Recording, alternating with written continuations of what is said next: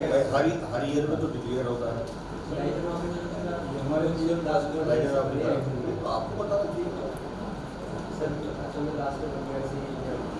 अच्छा ठीक है, अभी आप बताइए। अभी नहीं बता पाएंगे, हम लोग तो आप आपस तक बता पाइएगा। साथ में रह गए नहीं सर, फिर ये सब तो पिछले मीटिंग में भी हुआ था सर, अब कोई कराता नहीं सर, स्पष्ट है। तो जैसे असेंबली मीटिंग में आप भी बोले थे कोई दिक्कत तो नहीं होगा, नहीं कराया नहीं सर, कोई काम को लास्ट में लेने था। क्या दिक्कत? अभी इस लेवल पर ही बात होगा, ठीक नहीं लगता है। सर कल हम लोग बात कर रहे थे साहब से, सहमति हमको नहीं रहा साहब है पूरा था तो फिर नहीं, हम तो कर सकते हैं। ठीक है सर, साथ रह सर क्या है, पार्लियामेंट वाली जब मीटिंग होगी सर, इसमें सब मुद्दे आएंगे। ट्रेनिंग वाला क्या है? जैसे ट्रेनिंग प्रोग्राम ओबीसी का ट्रेनिंग का जो हमारा आरक्षण संबंधी जो नई व्यवस्था आई है उसमें हमारे को क्या कैसे कितना परसेंटेज को इनको लेना है इसको हम लोग क्लास करता है सर। तो उस पर 2-4 रिक्वेस्ट कर रहे थे ट्रेनिंग प्रोग्राम हम जो जानकारी दिसंबर में शेड्यूल्ड है सर, बताया भी था मैंने जय बादल जी को। वो आया था तो कौन हो गया? नहीं अभी दिसंबर में है। ऑल इंडिया में ऑल इंडिया स्तर पर शेड्यूल हो रहा है। लेकिन पोस्टपोन्ड होगा किसी का। नहीं अभी एनसीएल नहीं है, 19-20 दिसंबर होने को बताया। देखिए हम लोगों को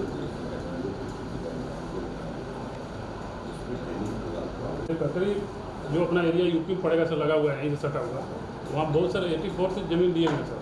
और वहाँ के जो विस्थापित अपना आवेदन करते हैं तो जवाब मिलता है प्रोजेक्ट से कि हमको इस ज़मीन की आवश्यकता नहीं है, तो हम आपको नौकरी उसके बदले नहीं देंगे। तो काफ़ी लोग हम लोग के माध्यम से भी जुड़े। एक बार तो जमीन की इसमें क्या हुआ है कि लोग ज़्यादा एक्वायर कर जो हम पता किए हैं, इसमें उन लोग से बात किया जा रहा है और हम सरकार को भी बोल रहे हैं कि हम लोग डी नोटिफाई कर रहे हैं कि वापस जी ज़मीन लौटा है। तो वो हमको लगता है कि अगले महीने में वो एक्ट बन जाएगा, काफ़ी लोग पार्लियामेंट से पास होगा, वो करके हम लोग फिर कर रहे हैं। इन मीन वाइल इन लोग की जो एक समस्या है वहाँ एक सेल बनाया गया है कंपनी को, तो वो करके करें। हमारे यहाँ से भी जी एम जाते हैं 7 दिन 5 दिन 1 वीक में एक बार उनको जाकर बोला गया है मेरे तरफ से तो जाते हैं। ये समस्या जेन्युइन है, इसमें कहीं कोई अभी हमारी पार्लियामेंट की कमेटी गई थी बुलाना, लेकिन इसमें एक जगह हमने तय किया है यहाँ पर भी आउटसोर्स है। आउटसोर्स में ओबीसी के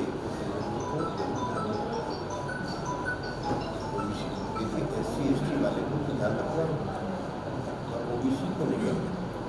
तो इसमें आउटसोर्स में ओबीसी को भी 27% आरक्षण ऑफिशियली से, लेकिन इसको भी आप कॉन्ट्रैक्ट दे रहे हैं जो भी उनके बीच में आपका लेबर ऑफिसर काम कर रहा है, जो वेजेस देखता है, जो सेफ्टी देखता है, जो दुर्घटनाएँ देखता है, तो वो व्यक्ति उनको बोले कि भाई आप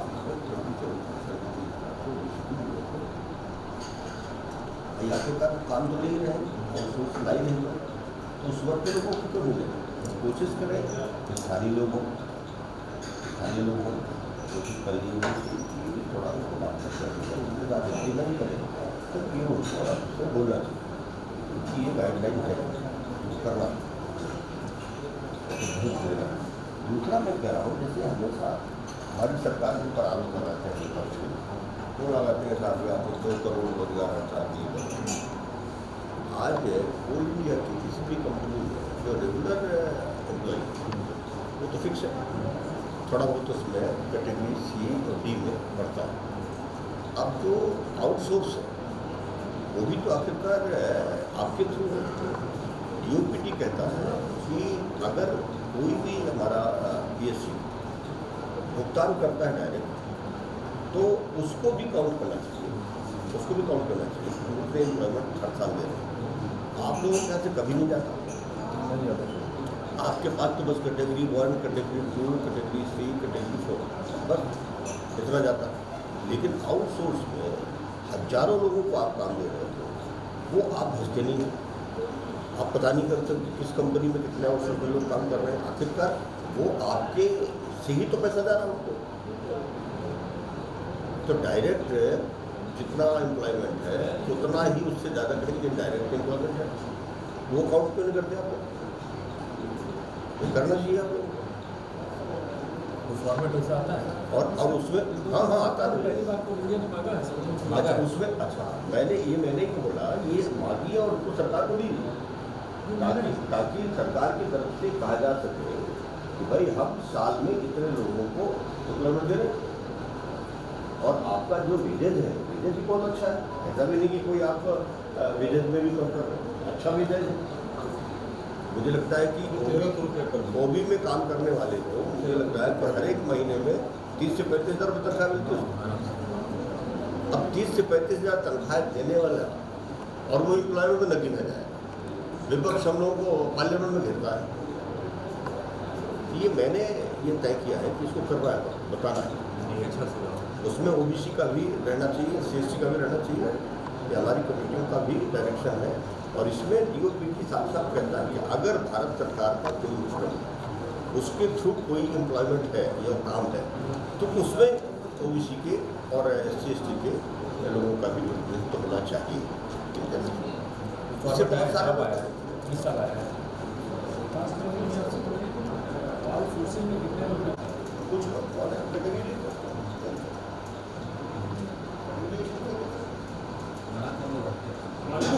हमारे इनसे तो क्लियरली हमारे इसमें तो आप यूनियन क्या कर रही है? सर मांगे तो जो इसमें सारे लाइनर इजी है सर, ऑफिसर क्लियर है।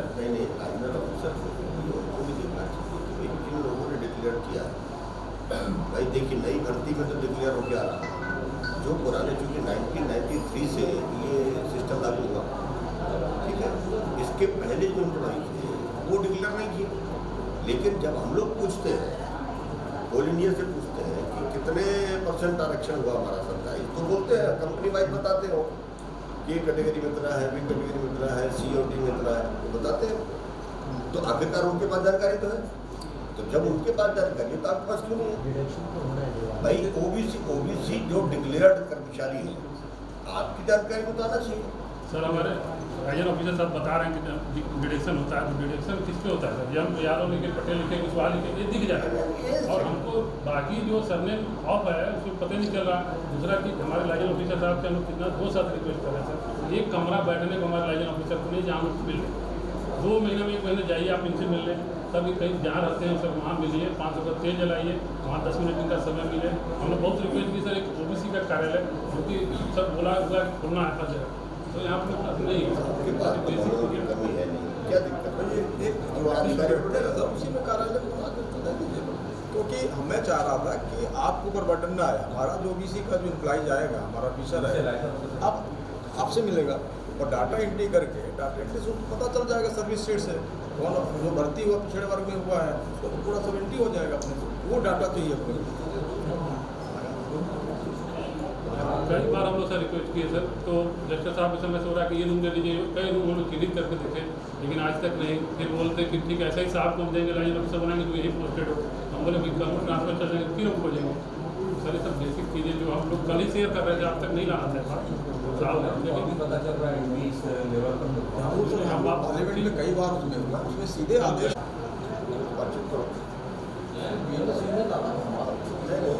सबको साथ करके काम करना है, वो अपना काम जो सेंटर है यहाँ पर एटक है सर, नहीं अभी तो सर हम लोग इस स्थिति में आ गए हैं कि हम लोग इस देश का जितने भी ट्रेड यूनियन है BMS को थोड़ा सा स्टार्ट करना का वैचारिक संगठन है, वैचारिक संगठन को अपने को चाहे OBC एसोसिएशन हो चाहे SC एसोसिएशन हो, इन सबको सपोर्ट करना, ऐसा एक पॉलिसी लोगों ने राष्ट्रीय लगाई करना। हम लोग तो थैंक यू।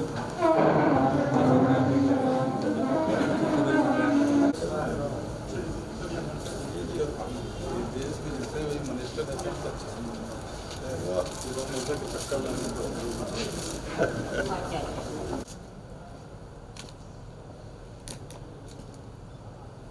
कहाँ पे है? वहाँ से भी नहीं और अभी जो पति है कोई गाड़ी चला रहे हैं एक दो कहे रखे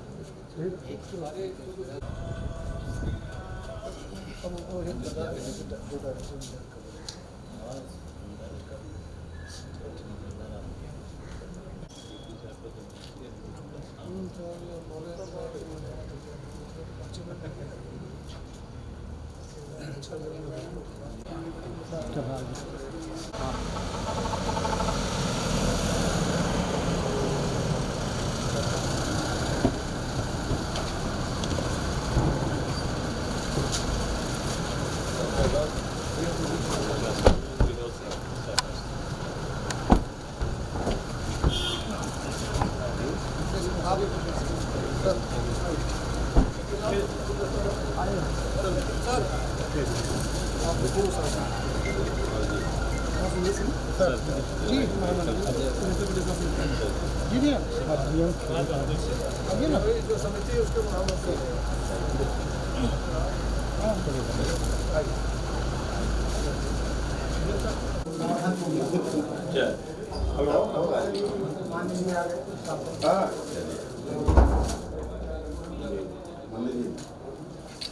कैसे हैं आप?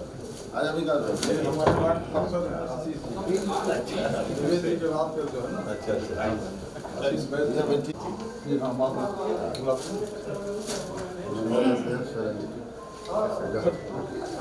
मिलादी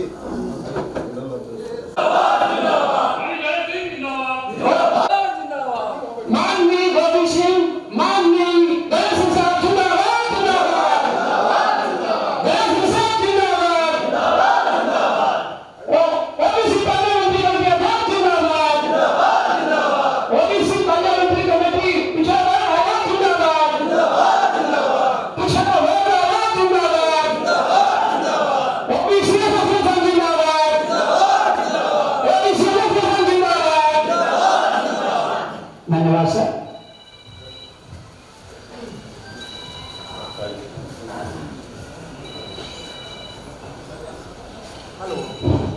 मित्रों, अध्यक्ष हमारे बीच उपस्थित हैं।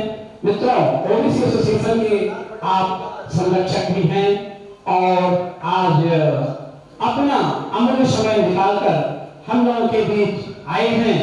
हम लोग बहुत दिन से इंतजार कर रहे थे कि ओबीसी एसोसिएशन का गठन जब से हुआ उस महोदय जब यहाँ आएंगे तो हम उनका स्वागत करेंगे और हमारे जो मुख्य मांग हैं इनको रखेंगे। मित्रों, आज अपना वह समय आ गया तो हमारे संरक्षक महोदय हमारे बीच में उपस्थित हुए हैं और हम लोगों ने हमारी जो कुछ मांगे थी उसको प्रबंधन के सामने रखे और उसमें प्रबंधन ने उसको एक्सेप्ट किया है। हमारी जो मांगी थी संभवतः हम लोगों को मिलेगी। अब आज हमारी संख्या सत्य की जरूर कम है। ये पदाधिकारी आपके द्वारा जो शुरू कर जाएंगे अपने लोगों के बीच में बताएंगे कि हमारे संरक्षक महोदय के द्वारा हम लोगों को क्या क्या चाहिए। तो मैं चूंकि समय का अभाव है इसलिए अपने मुख्यमंत्री आदरणीय राजेंद्र सिंह यादव जी को आग्रह करते हैं कि सर जो मुख्य कार्यक्रम है उसको संपन्न कराएं। आदरणीय यादव जी। धन्यवाद रमेश जी। आज सभी परियोजना से आए हमारे सभी साथियों से आग्रह है कि आप लोग जैसा कि मालूम है हमारे बीच मुख्य अतिथि महोदय आदरणीय संरक्षक महोदय हम सभी के बीच आज दोपहर 12 बजे से ही साथ में हैं। इसी कार्यक्रम को आगे बढ़ाते हुए हम दूसरी जगह की टीम आएंगे कि आप लोग आए और महोदय का आला और सौ से स्वागत करें। जोरदार तालियों से स्वागत करें आप सभी। और इसी क्रम को आगे बढ़ाते हुए माता हम सवाल से स्वागत करेंगे। हम लोग की परियोजना से आग्रह है कि माननीय जी परियोजना से आग्रह है कि आप सभी के इसके ऊपर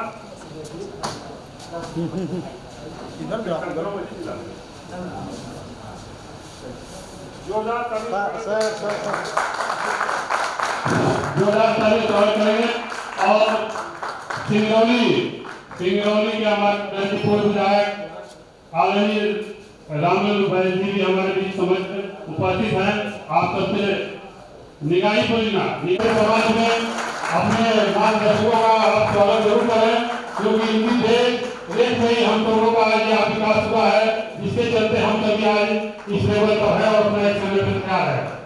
इसी कार्यक्रम को बढ़ाते हुए हमारे बीच में उपस्थित मन के सामने बैठे आदरणीय पांडे भैया से आग्रह है नगर निगम अध्यक्ष का भी स्वागत हमारे मंच पे और भैया का स्वागत नेहरू परिवार प्रीतम जी से आग्रह है कि माला पहनाकर अपने बीच आदरणीय अध्यक्ष नगर निगम पांडे भैया का स्वागत करेंगे और मंच पे मंच पर जाकर बैठाएंगे।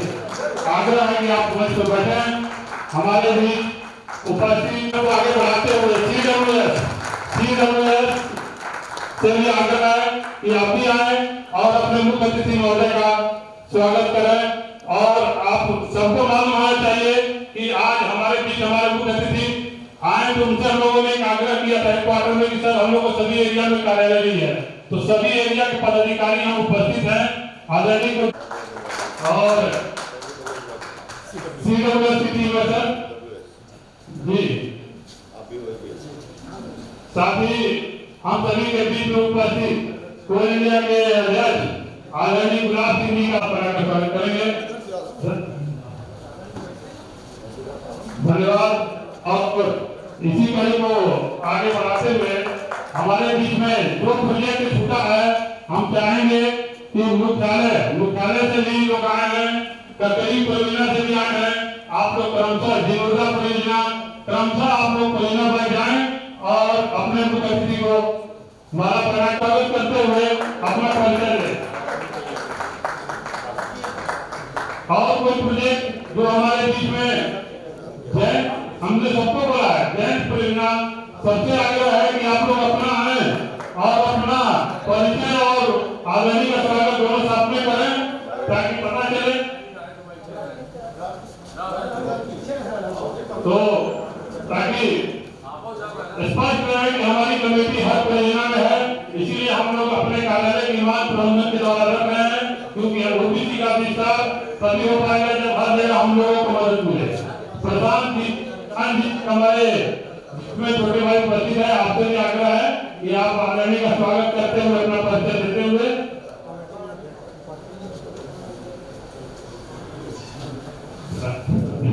बिना परियोजना का भी हम चाहेंगे कि जो लोग छूट गए हैं आके अपना स्वागत के कड़ी में अपना परिचय देते हुए आप सभी लोग रूबरू हो, क्योंकि मुख्यालय की मीटिंग में किसी का परिचय नहीं हो पाया था, इसीलिए हम लोगों ने छोटा सा कार्यक्रम रखा ताकि हम सभी एक दूसरे का परिचय लेते हुए माननीय जी से अवगत हो सके कि हम लोग आपके आदेशानुसार हर फील्ड में कार्य कर रहे हैं और आपके आदेशानुसार कार्य करते रहेंगे, क्योंकि बड़ी मुश्किल के बाद अपना एक समाज का संगठन आपके बीच में बना है, जो कहीं ना कहीं आपके देख रेख में चल रहा है, जिसका दिन पे दिन विकास हो रहा है, जिसका पूर्ण श्रेय आपको जाता है।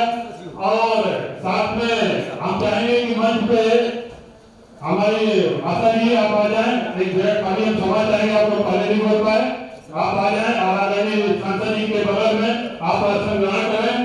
साथियों कहीं ना कहीं हमारा फिर दुश्मन से अवगत कराना है कि जो हमारे भाई सामने है कोई भी सभी लोग अपना आ सकते हैं और अपने नेता और अपने मार्गदर्शक संरक्षण जी के स्वागत करते हुए अपना परिचय देते हुए आप अपने आप को अपनी जो यहाँ हम सभी को जो कोई और कुछ करना है उसमें भी आप अपना मार्गदर्शन दे सकते हैं।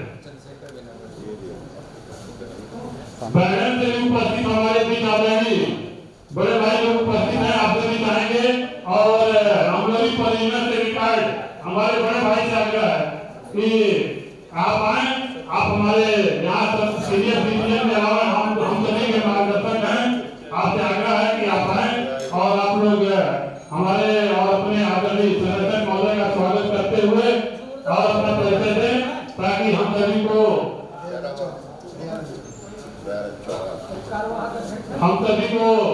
आप सभी का सहयोग मिलता है और एसोसिएशन इसी तरह विकास करता है। साथियों जैसा कि आप सभी को मालूम है कि अभी हम सभी की बैठक मुख्यालय में हुई है, जिसमें प्रबंधन के द्वारा काफी बातों को माना गया है, उसी कड़ी को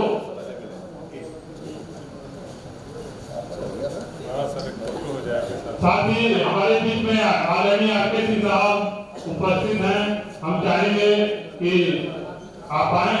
आरके सिंह साहब हमारे बीच उपस्थित हैं, चाहेंगे कि आप आए और आदरणीय जी से आप खुद उपस्थित हैं ही, हम चाहेंगे जरूर आप उनका स्वागत करें ताकि सर आपसे आग्रह है प्लीज आए और आदरणीय का स्वागत करते हुए एक परिचालक बैठक परिचय हो सके ताकि सर सभी लोग बड़ी दिन बाद आपको पाया है, सब लोग आपसे एक बार मिलना चाहता है, मुख्यालय में नहीं हो पाया, इसलिए क्षमा चाहेंगे, आपको 10 मिनट का समय देना चाह रहे हैं कि सब लोग आपसे परिचित और अवगत हो सके।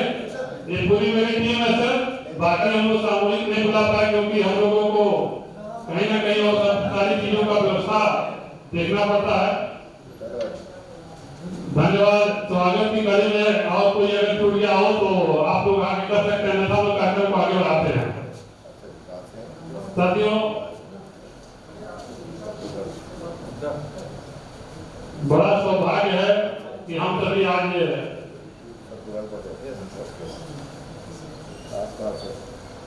आदरणीय पार्षद साहब जी उपस्थित हैं।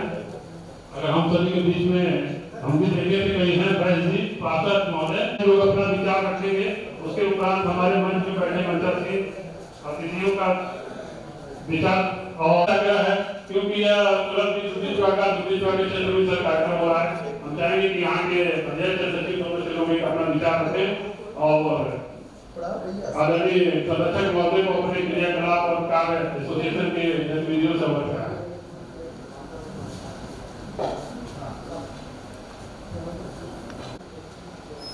मंच में अध्यक्षता कर रहे माननीय सांसद महोदय आदरणीय जोड़े सिंह जी और हमारे पूर्व विधायक रामलू भाई जी, हमारे कोलंबिया के अध्यक्ष आदरणीय लाभ सिंह जी और हमारे नगर निगम के अध्यक्ष देवेश पांडे जी, हमारे मातृशक्ति जो हमारी जेपी की कर्मष्ट कार्यकर्ता हैं आशा, क्योंकि यहाँ पर आरक्षण 27% का नहीं और हमारे कोलंबिया में भी इसका जो है 27% का जो है कि हमारे एनसीएल में भर्ती में भी नहीं होती है। मैं भी को बात करके इसका भी जो है कि पास करना है ताकि जो है कि हमारे ओबीसी का भी कर जाए।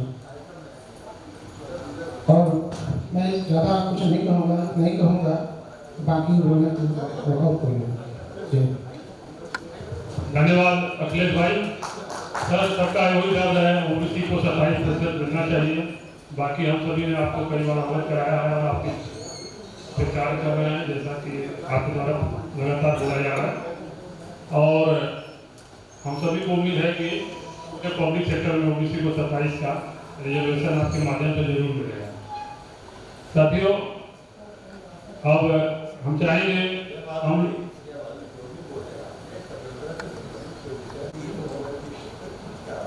ठीक है सर, आप अपने परियोजना से कोई परेशानी हो, कोई दिक्कत हो, वो बताओ। एसोसिएशन के बारे में बताओ, कैसे चल रहा है, नहीं चल रहा है, गड़बड़ी है। जैसा कि आप सबको आदरणीय ने अवगत कराया कि आप सब भी इस बड़े मुद्दे को कई बार अवगत कराया है और इसको छोड़ के क्योंकि इस पर वो कार्य कर रहे हैं, आप लोग संबंधित परियोजना से अपनी समस्या और आने वाले कई प्रकार की जो समस्याएं हम लोग कुछ रखे थे प्रोजेक्ट, उसके अलावा भी जो आपको समस्या समझ में आ रही हो वो आप बताएं इस मंच से, ताकि उस पर उचित पहल कर सके। अब अमलोई परियोजना से मंडल जी, भारत के लौह पुरुष सरदार वल्लभ भाई पटेल की जयंती के उपलक्ष्य में अन्य पिछड़ा वर्ग कल्याण समिति के अध्यक्ष, ओबीसी एसोसिएशन के संरक्षक, पूर्व सांसद एवं पूर्व विधायक, कोल इंडिया के अध्यक्ष एवं एनसीएल के महामंत्री और सभी परियोजना से आए हुए अध्यक्ष सचिव एवं कार्यकर्तागण, आपके संरक्षण में ओबीसी एसोसिएशन जो काम कर रहा है, इसके लिए कुछ बहुत पुराने चीजें जो यूनियन नहीं कर सकी है वो काम हुए हैं। जैसे 2018 से कोल इंडिया में कर्मचारियों का मेडिकल बिल पर इनकम टैक्स की कटौती हो रही थी, तो माननीय हमारे कोल इंडिया के अध्यक्ष महोदय एवं हमारे महामंत्री महोदय के अथक प्रयास से यह सब काम हुआ है। और ओबीसी एसोसिएशन, हम अमलोई परियोजना के सेक्रेटरी हैं। अभी ओबीसी एसोसिएशन हमारे अमलोई परियोजना में 300 मेंबर हैं। इस तरह से धीरे धीरे हर परियोजनाओं में हमारी मेंबरशिप बढ़ रही है और निरंतर हम लोग काम कर रहे हैं। अब हम लोगों के बस में जो काम है वो हम लोग काम कर रहे हैं। और जो आप लोगों के बस में है उनका काम वो काम कराया जाएगा। जैसे आज इनमें जो बातें हुई हैं वो हम लोग सुने हैं, जाने हैं, और हम महोदय से यही आग्रह करेंगे कि हम लोगों को उस बात को लागू कराया जाए। बाकी और अभी हम लोगों का मिशन है कि 27% आरक्षण लागू हो। महोदय जी से आग्रह करेंगे कि हम लोगों का 27% आरक्षण लागू हो। इस तरह से हर परिणाम में लोग अपने महापुरुषों की जयंती मना रहे हैं और इस तरह से ओबीसी एसोसिएशन का विस्तार होता जा रहा है। और कार्यालय जो बात हुई है वो कार्यालय मिल जाएगा तो हमारा ओबीसी एसोसिएशन और विस्तार से काम करेगा। धन्यवाद सर। धन्यवाद सर। हमारे बीच में उपस्थित है सभी को नमस्कार। आदरणीय सांसद महोदय जी, सपना मंचा सिंह, सभी भाई, सर विस्थापन की यहाँ सबसे बड़ी समस्या है। संसद से कानून पास हो चुके हैं, उसको लागू नहीं कर रहे हैं और लास्ट ये 2010 में अधिग्रहण किया गया है, 2 फरवरी 2010।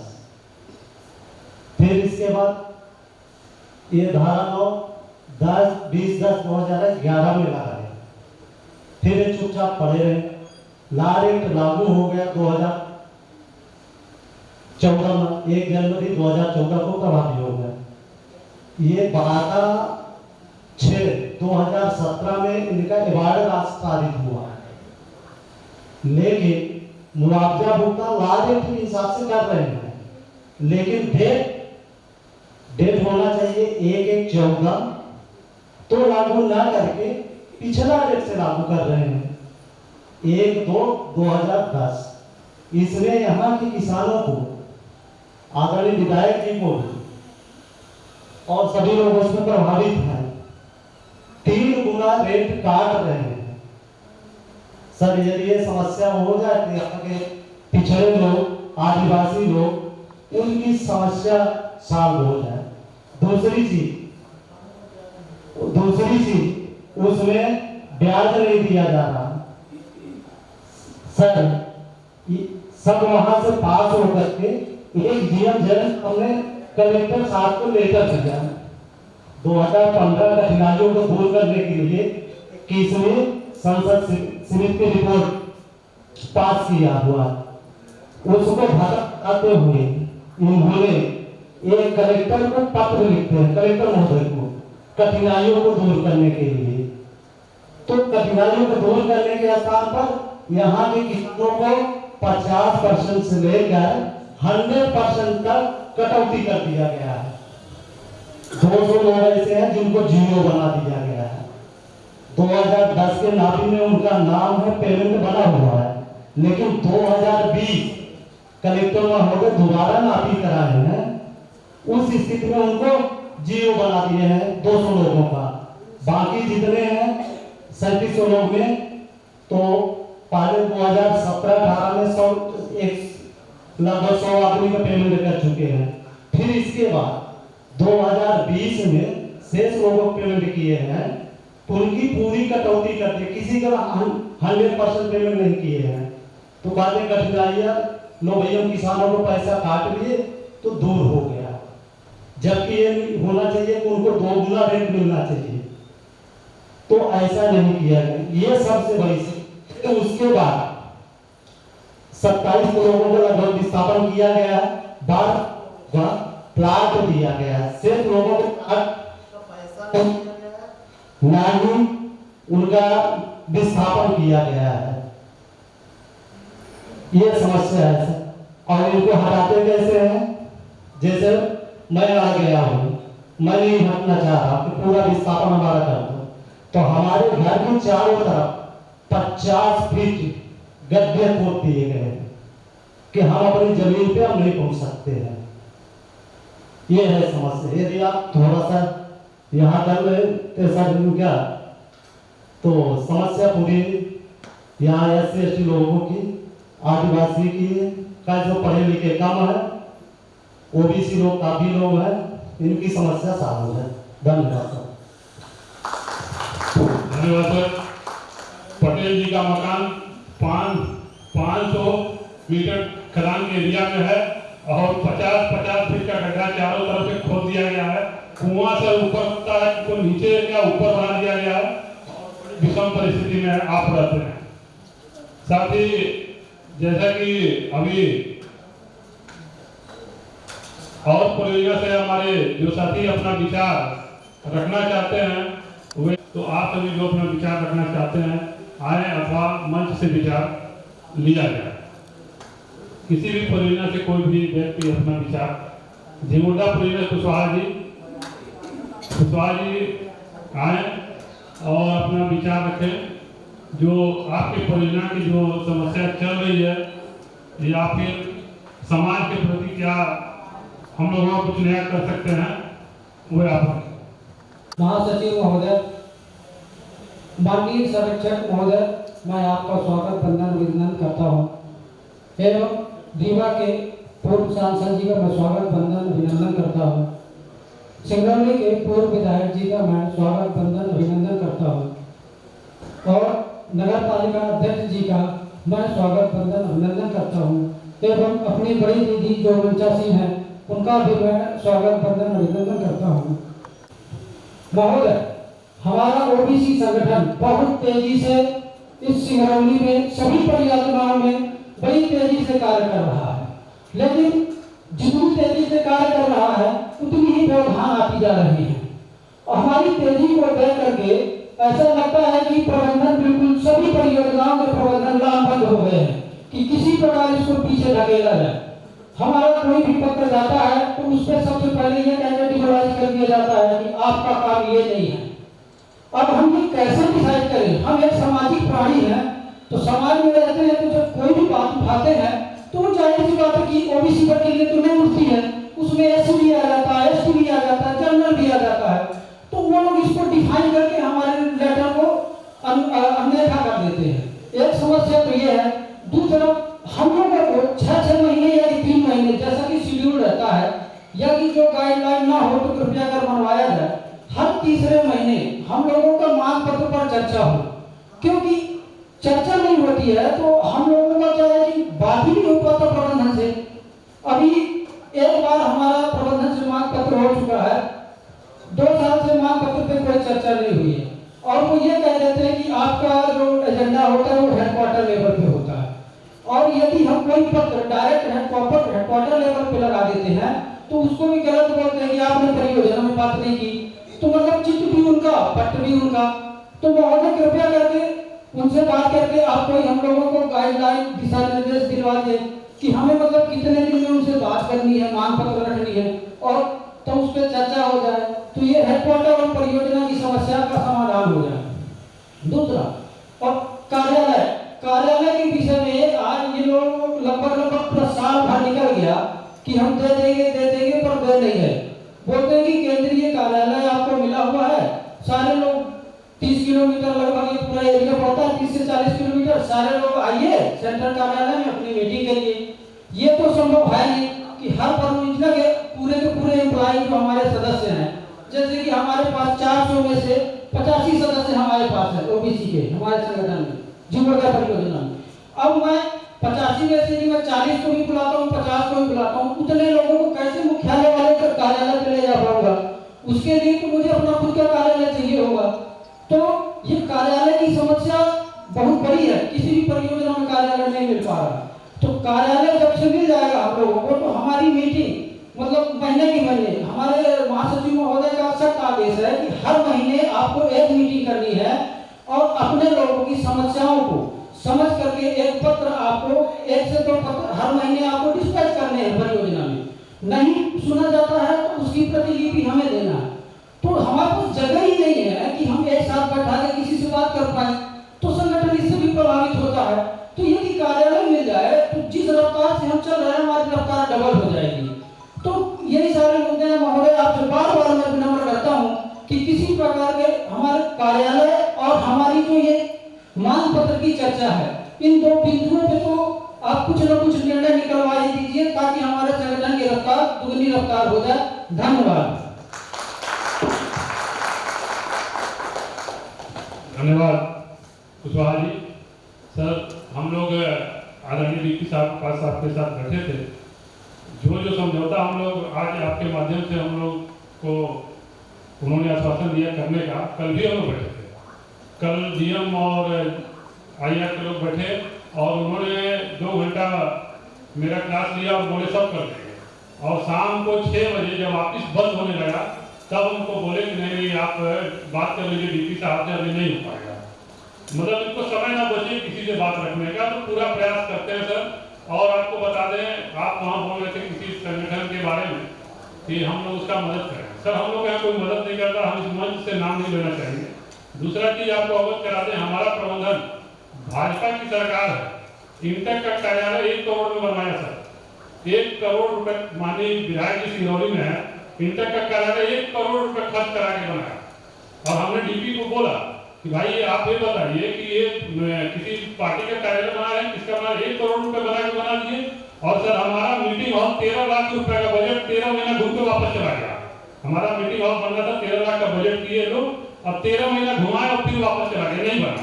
और 1 करोड़ रुपए खर्च करके भाजपा की सरकार में इंटक का कार्यालय बना। तो सर, इनकी मोनोपोली बहुत तरह की है, जिससे हम लोग बहुत ही प्रताड़ित हैं। आप लोग अपना दर्द इस मंच से नहीं बता सकते, क्योंकि इसका प्रभाव हमारे लोगों पर भी पड़ेगा। क्योंकि प्रबंधन कहीं से हम लोगों को छोड़ा नहीं है। आपके देन से संगठन बना और इनके देन से संगठन को विलुप्त करने का हर रास्ता खोजा जा रहा है। आए दिन ऐसा ना ऐसा आपको किया जाएगा, या तो आप ऑफिस नहीं जाएंगे शर्म के मारे, या तो आप इनसे बात नहीं करेंगे। कुछ ना कुछ इनके द्वारा लगातार किया जा रहा है, जिससे हम लोग काफी आहत हैं। लेकिन आपके सहयोग से चल रहे हैं और चलते रहेंगे। साथ ही अब और कोई साथी अपना विचार अपना रखना चाहते हैं किसी प्रोजेक्ट से, तो आए और अपना विचार रखें। मुख्यालय से डीएन वर्मा जी सर, ये बहुत एक्टिव लोग हैं। इनके देन से आपको हम बता दें लोग की उपलब्धि कि हमारा एसोसिएशन वो कार्य किया जो पूरे ट्रेड यूनियन नहीं कर पाए सर। एक अद्भुत घटना इन लोगों की देन है जो हो गया। हम लोग का जो मेडिकल का पैसा मिलता था सर, उस पर टैक्स करता था, टैक्स भी करता था। ये लोग हवाला भी देते थे। भारत सरकार के 2018 का बजट लगा दिए थे, तो 17.2 का क्लॉज लगा के हम लोग का इनकम टैक्स मेडिकल पे काटते थे, जिसपे हम लोगों ने 5 पार्लियामेंट्री कमेटी का बजट पढ़ा और इनके सबके सहयोग से 168 पन्ना हम लोगों ने पढ़ा। उसको जब चैलेंज किए तो सर 9 तारीख को हम लोगों ने प्रबंधन को चिट्ठी लिखा और 13 तारीख को वापस हुआ और सभी का पैसा लगभग हम लोगों ने 2 से 3 करोड़ रुपए वापस कराया है और 150 करोड़ वापस कराया, जिसपे हमारा हेडक्वार्टर के मेरे लड़कों का बड़ा सहयोग रहता है। सर, डीएन वर्मा जी से आग्रह के अपने विचारों रखें। 17 से सांसद सिंह जी और सभी मंचासीन साथियों का इस सभा में हम डीएन वर्मा हेडक्वार्टर की टीम की ओर से स्वागत करते हैं। और साथ में हम चाहेंगे अपना कुछ दर्द बयां करना चाहेंगे, कुछ उपलब्धियां भी है संगठन की ओर से जो हम लोगों के एनसीआर और कोल इंडिया के चीफ जयवादू सर की अध्यक्षता में हमने उन्हें अचीव करी है। उनमें से सबसे पहला अचीवमेंट हमारा सर ने बताया मेडिकल का है।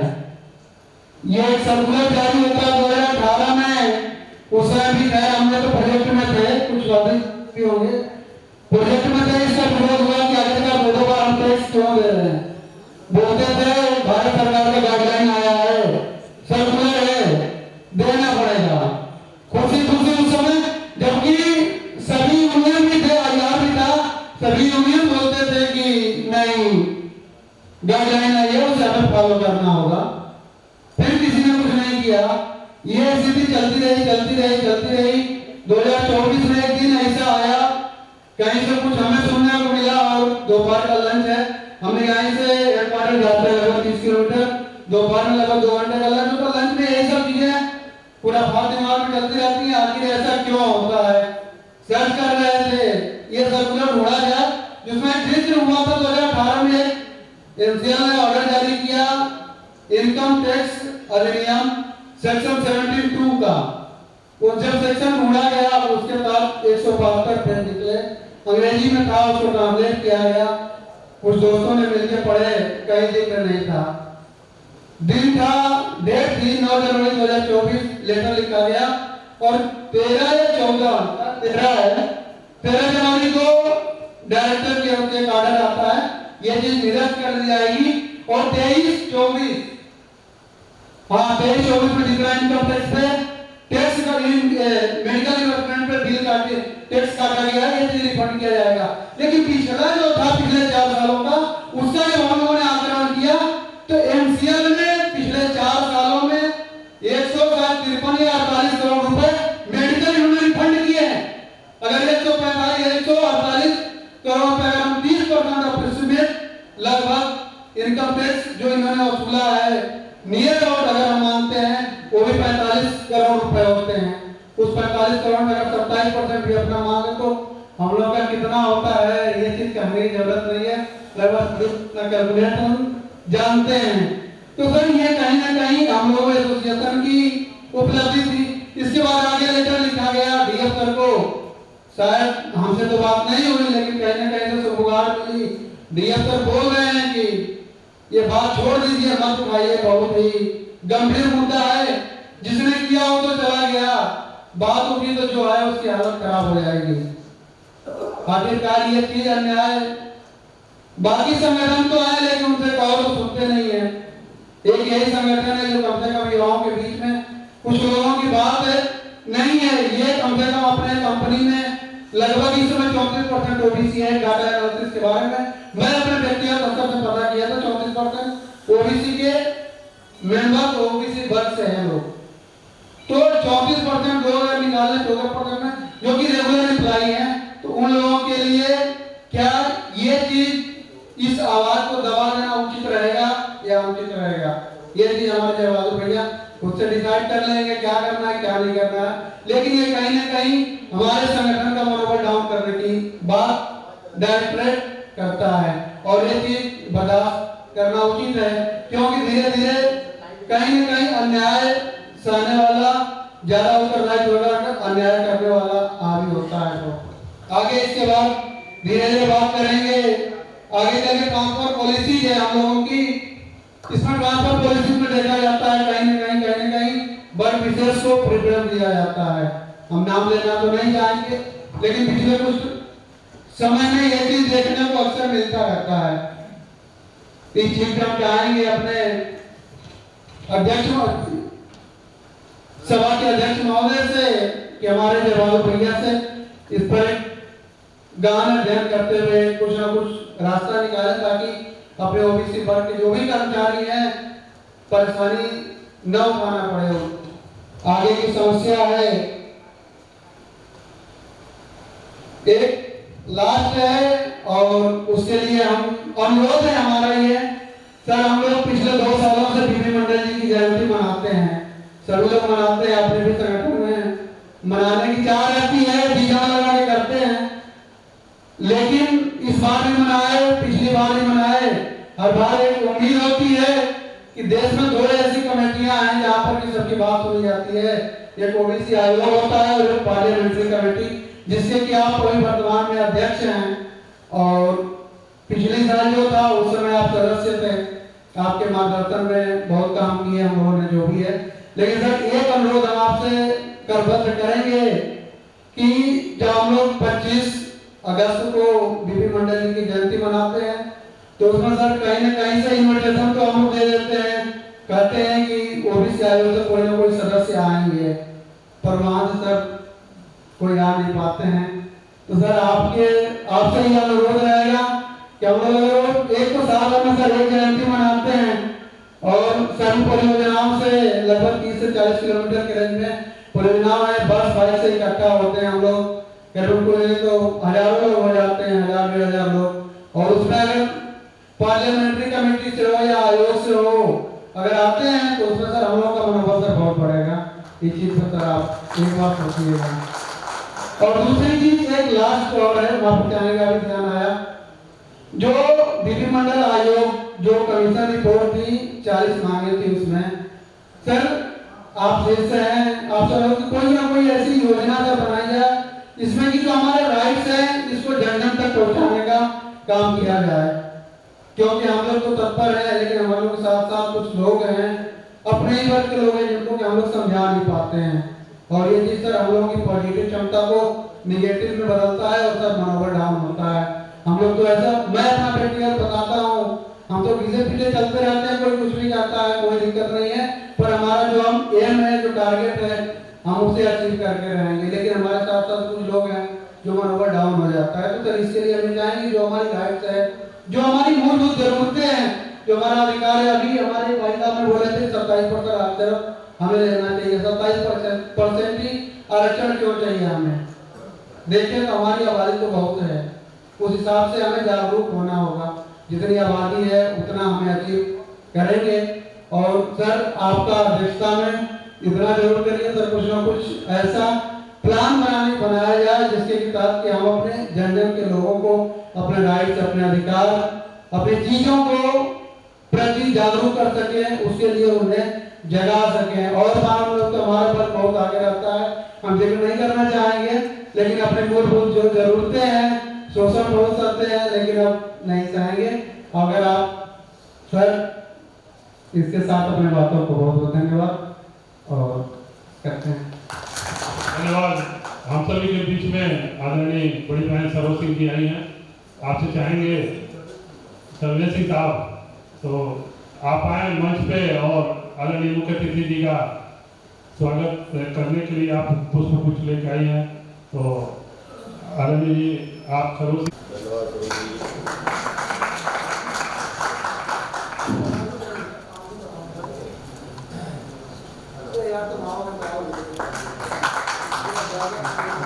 धन्यवाद सर, आपसे आग्रह।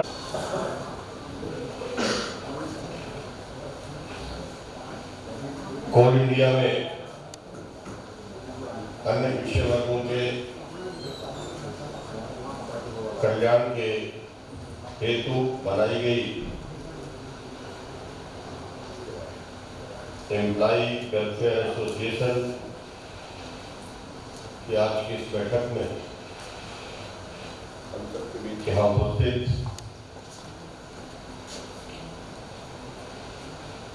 भारतीय जनता पार्टी के हमारे वरिष्ठ नेता और रीवा लोकसभा क्षेत्र के पूर्व सांसद आदरणीय देवराज पटेल जी, भाजपा के वरिष्ठ नेता आदरणीय सिंगरौली के हमारे पूर्व विधायक आदरणीय श्री राम वैश्य जी, हमारी भाजपा की महिला नेता श्रीमती आशा यादव जी, इस all India employ welfare association के राष्ट्रीय अध्यक्ष श्री गुलाब सिंह जी, महासचिव जय बहादुर सिंह जी, नगर पालिक निगम सिंगरौली के हमारे स्पीकर आदरणीय देवेश पांडे जी, पार्षद आशीष वैश्य जी, श्री विजया सिंह जी, श्रीमती सरोज सिंह जी और एनसीएल के सभी पदाधिकारीगण, सभी परियोजनाओं के इस एसोसिएशन के अध्यक्ष और महामंत्रीगण, उपस्थित भाइयों बहनों मित्रों, आप सब एसोसिएशन के कामों में आ रही कठिनाइयों के बारे में विस्तार से बातचीत रखी है। सबसे पहले मैं दीपावली की हार्दिक शुभकामनाएं बधाई देता हूँ आप सबको। आज गोवर्धन पूजा का त्योहार है। सरदार वल्लभ भाई पटेल जयंती के कार्यक्रम में आया था और दोपहर 12 बजे से लेकर के अभी तक आप सबके बीच में, अधिकारियों के बीच में बैठ करके मैंने एसोसिएशन की गतिविधियों के बारे में समझने की कोशिश की। आप सबको मालूम है कि देश की आजादी का इतना लंबा काल बीतने के बाद और भारत की संसद में 2012 में जब ओबीसी की कल्याण संबंधी समिति का गठन हुआ था, उसके बाद से लेकर के अब तक जो गतिविधियां अब देखने को मिल रही, आप कल्पना करिए कि 1993 में मंडल कमीशन की रिपोर्ट पर सुप्रीम कोर्ट का जो निर्णय आया था और उसके बाद से पूरे देश में ओबीसी को 27% का आरक्षण विभिन्न संस्थाओं में, विभिन्न विभागों में देने का जो निर्णय हुआ था, लेकिन 2012 में पार्लियामेंट में कमेटी बनाई। इस बीच में कोई कमेटी नहीं थी और SC, ST, OBC को मिलाकर के एक स्टैंडिंग कमेटी बनाई गई थी। इतनी उपेक्षा थी, लेकिन आज पूरे देश भर में हर एक विभागों में ओबीसी कर्मचारी वेलफेयर सोसाइटी एसोसिएशन बन गए, जो हमारा NCBC आयोग था, जिसको संवैधानिक अधिकार नहीं था,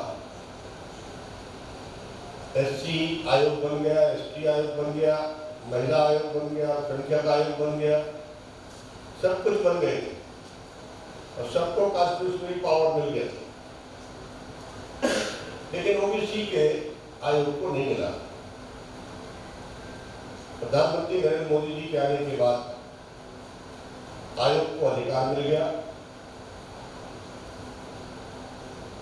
जो कमेटी में मैंने सिफारिशें की थी, उनके अनुरूप क्रीमी लेयर का दायरा बढ़ा, केंद्रीय विद्यालय, नवोदय विद्यालय, सैनिक स्कूल, इनमें भी ओबीसी के बच्चों को आरक्षण मिला और इसके बाद पूरे एसोसिएशन बने।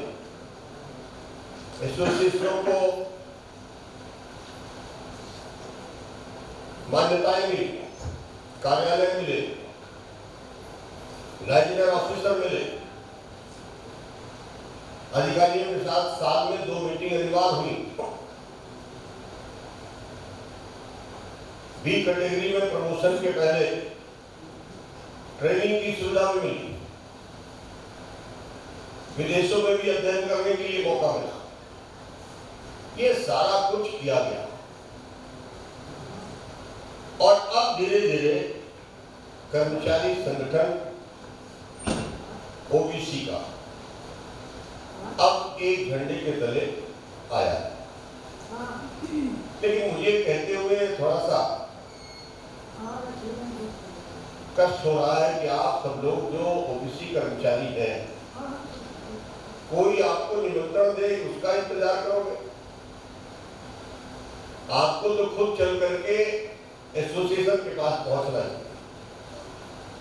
अभी जब अधिकारियों के साथ हम बैठे थे तो बहादुर जी कह रहे थे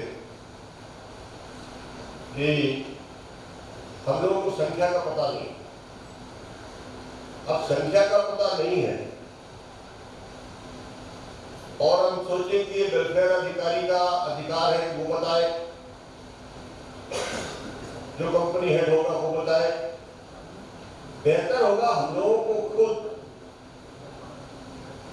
कर्मचारियों के बीच में जाकर के उनके बारे में कितनी संख्या है हमारी, कितने लोग हैं हमारे, इसका पता लगाना चाहिए। 1993 के बाद जो भर्तियां हुई उनको तो सबको जानता है, सबको पता है, लेकिन जो 1993 के पहले से वहां पर काम कर रहे हैं, हो सकता है उन लोगों ने अपनी डिक्लेरेशन ना की हो, लेकिन अब उनको अपना डिक्लेरेशन करना चाहिए। इसलिए कि जब हम लोग पूछते हैं तो 27% आरक्षण फर्स्ट कैटेगरी में, सेकंड में, थर्ड में, फोर्थ में है कि नहीं? फर्स्ट सेकंड में तो 27% है, फर्स्ट में है, सेकंड तो अधिकांश प्रमोशन पर है, और थर्ड और फोर्थ कैटेगरी में जिस राज्य में आपका यूनिट होगा उस राज्य के द्वारा जो आरक्षण तय किया गया उसके अनुरूप होगा। जैसे शुरू में आए उन्होंने कहा कि मध्य प्रदेश में 14% आरक्षण है, तो कहीं न कहीं हम लोगों का इससे नुकसान हो रहा है, हमको 27% मिलना चाहिए। बात बिल्कुल सही है कि सी और फोर्थ कैटेगरी में, सी और डी में जो रिजर्वेशन है वो राज्यों के अनुरूप है, लेकिन 50% का जो लेयर है, सुप्रीम कोर्ट का जो आदेश है, उसको खत्म करने के लिए संविधान में संशोधन करना पड़ेगा, और अभी उस पर चर्चा चल रही है, क्या होगा क्या नहीं होगा, ये तो भविष्य अंधकार में है। लेकिन इस वक्त में हमें तो बस इतना ही आप सबसे कहना है कि अपने एसोसिएशन को मजबूत करिए, उसको धारदार बनाइए, और जो हम लोगों की कमेटी की सिफारिशें हैं, जो डीओपीटी ने गाइडलाइन जारी किए हैं, जो सामाजिक न्याय मंत्रालय ने गाइडलाइन दी है, उसके अनुरूप अपने एसोसिएशन को आगे ले जाने का प्रयास करिए। मेंबरशिप करिए, हर एक परियोजनाओं में जाकर के छुट्टी के दिवस पर उनके साथ बैठक करिए, सबको बुलाइए, और वहां पर परियोजना के जो हेड हो उनको अपना ज्ञापन सौंपिए, उसकी कॉपी ऊपर भेजिए। जो एसोसिएशन का काम है इसको व्यवस्थित तरीके से करिए। आज परियोजना में कार्यालय नहीं है, ऐसा जानकारी मुझे दी थी तो मैंने अधिकारियों से कहा, अभी तो सिर्फ मुख्यालय में था, हेडक्वार्टर में, अब परियोजनाओं में भी होगा। इस पर मैंने आश्वस्त किया। एक निर्णय लेने हम भी जा रहे हैं अपने कमेटी लेवल पर, भारत सरकार के जितने भी उपक्रम हैं, जितने भी विभाग हैं, उनमें जितना आउटसोर्स है, आउटसोर्स बड़ी मात्रा में है, और आउटसोर्स में ओबीसी का प्रतिनिधित्व है कि नहीं है, अभी तक तो नहीं है, उसको होना चाहिए। उसके लिए हम अध्ययन करने वाले हैं,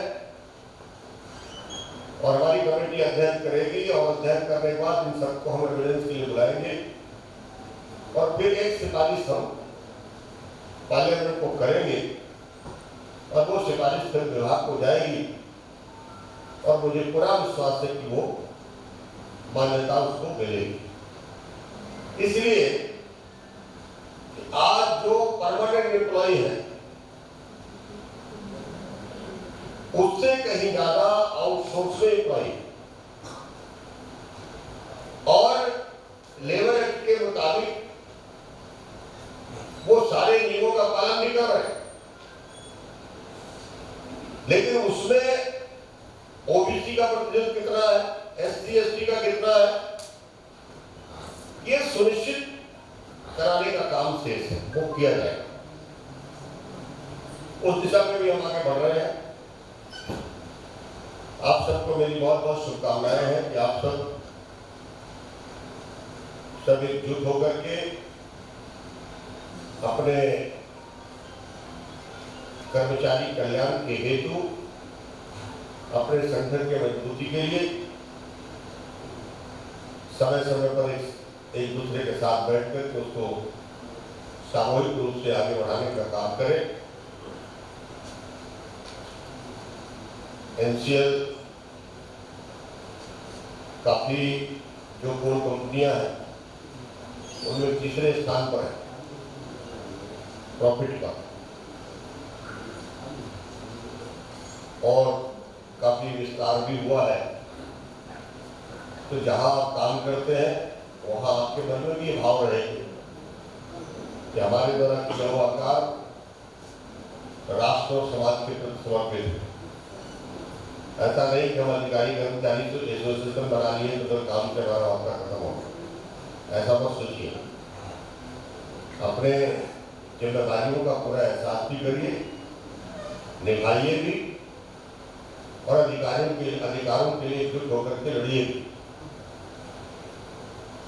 उसी एसोसिएशन को महत्व मिलेगा जो एसोसिएशन अपनी जिम्मेदारियों को भी पूरा करेगा। और हम चाहते हैं कि जितने एसोसिएशन बने उन सारे एसोसिएशन में एक आदर्श एसोसिएशन ओबीसी का बने, अधिकारियों का सम्मान भी हो और आपकी आवश्यकताएं पूरा करने के लिए उन पर दबाव भी हो। और हमारी परियोजना में हमारा काम भी अच्छा हो, ये भी हम सबको देखना है। जितना आप मजबूती के साथ काम करेंगे उतना ही अधिकारी आपके दबाव में रहेगा, आपका सम्मान करेगा। और मैं तो यहाँ तक कहता हूँ कि ऐसा वातावरण बना लीजिए कि सारे कर्मचारी एसोसिएशन पीछे हो जाए, सारे मजदूर यूनियन पीछे हो जाए और ओबीसी कल्याण एसोसिएशन सबका लीडरशिप करे। ऐसा नहीं ये नेतृत्व भाव पैदा करना चाहिए। तो मुझे पूरा विश्वास है कि जिस तरह से आपके राष्ट्रीय पदाधिकारी यहाँ बैठे हैं, आपके परियोजनाओं के जो पदाधिकारी हैं, अपने अपने जिम्मेदारी का पूरी तरह से एहसास करते हुए इसको मजबूती देने का काम करेंगे। आप सब लोगों ने जो स्वागत किया, सम्मान किया, उसके लिए आप सबका हृदय से बहुत बहुत धन्यवाद। भारत माता की जय, बहुत बहुत शुभकामनाएं। धन्यवाद। धन्यवाद सर। किया गया हम सभी पूरे प्रयास में हैं कि आपके इस बात पे खड़ा उतरें और अच्छा से अच्छा कर सकें। साथ ही इसे बेहतर करके अगले वर्ष आपको हम लोग राइटिंग में एक रिपोर्ट जरूर पेश करेंगे, चाहे अपना मेंबरशिप हो, चाहे हमारी उपलब्धि हो समाज के प्रति और एसोसिएशन के प्रति, जिसे हम सभी राइटिंग में अगले वर्ष आपको जरूर प्रेषित करेंगे। और आज के सभा की समाप्ति की घोषणा चाहेंगे कि कोई अध्यक्ष महोदय अपने से करें।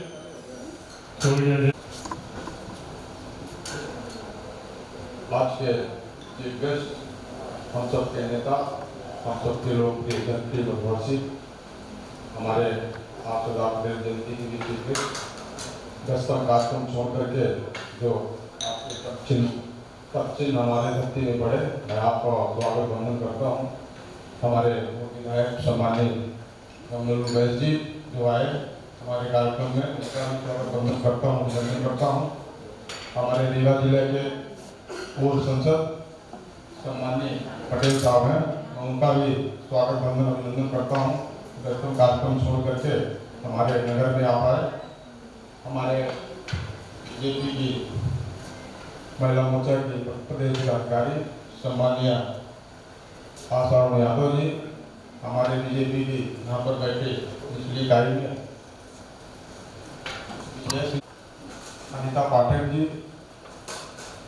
और हमारे बीजेपी की मुख्य परिषद सम्मानीय सरोज सिंह जी, हमारे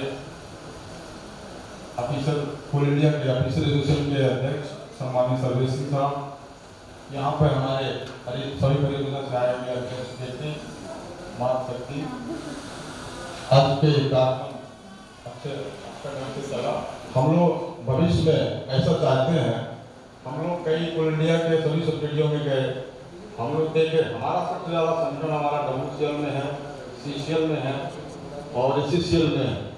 हम लोग पूल इंडिया में नहीं चलाते, हम लोग गांव के हर गांव में हम लोग एससीसीएल का दौरा किए, हम लोग CSR का पैसा के लिए चेयरमैन साहब से निवेदन किया, हम लोग वहाँ का देने का काम किया।